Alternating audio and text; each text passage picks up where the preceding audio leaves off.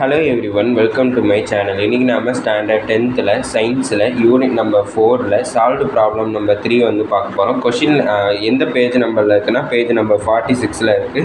கொஷினில் என்ன கொடுத்துருக்காங்கன்னா ஒரு கண்டக்டரோட ரெசிஸ்டன்ஸ் வந்து என்னன்னு கண்டுபிடிக்க சொல்லியிருக்காங்க. ஃபஸ்ட்டு நான் இதை தான் ஒரு கண்டக்டர்னு எடுத்துக்கிறேன். கண்டக்டர்னால் என்னென்னா எது வந்து மெட்டல்ஸ் வந்து கண்டக்ட் பண்ணுதோ அதுதான் வந்து கண்டக்டர்னுட்டு சொல்லுவோம். இப்போ இந்த வந்து ஒரு மெட்டல் ஷீட்டுன்னுட்டு நானே எடுத்துக்கிறேன். இந்த மெட்டல் ஷீட்டோட ஒரு சைடை நான் வந்து ஏன்னு எடுத்துக்கிறேன், இன்னொரு சைடில் இருக்கிற பாயிண்ட் வந்து நான் பின்னு எடுத்துக்கிறேன்.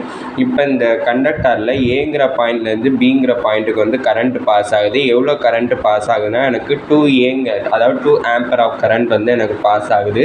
அந்த ரெண்டு அதாவது ஏபி இந்த ரெண்டு பாயிண்ட்டுக்கும் நடுவில் இருக்கிற பொட்டன்ஷியல் டிஃப்ரென்ஸ் எவ்வளோ கொடுத்துருக்காங்கன்னா 30 வாட்ஸ்ன்னுட்டு எனக்கு கொடுத்துருக்காங்க.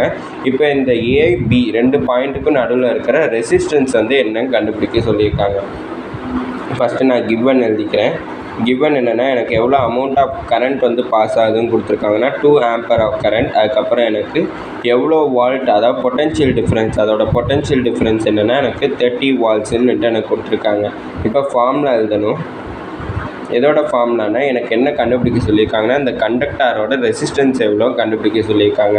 ஆனால் ரெசிஸ்டன்ஸோட ஃபார்முலா அதோட எப்படி டினோட் பண்ணுவோம்னா கேபிட்டல் ஆர்னு டினோட் பண்ணுவோம். அதோட ஃபார்முலா என்னன்னா V/I, அதாவது potential difference divided by current. அப்படின்னா பொட்டன்ஷியல் டிஃபரன்ஸ் வந்து எனக்கு 30 கொடுத்துருக்காங்க, கரண்ட் வந்து எனக்கு 2 கொடுத்துருக்காங்க. ரெண்டையும் கேன்சல் பண்ணனா எனக்கு 15 கிடைக்கும்.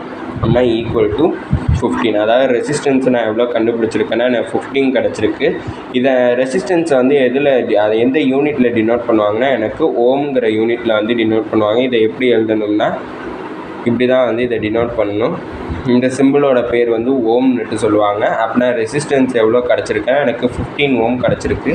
இதோட இந்த வீடியோ முடிஞ்சிச்சு. தேங்க்யூ.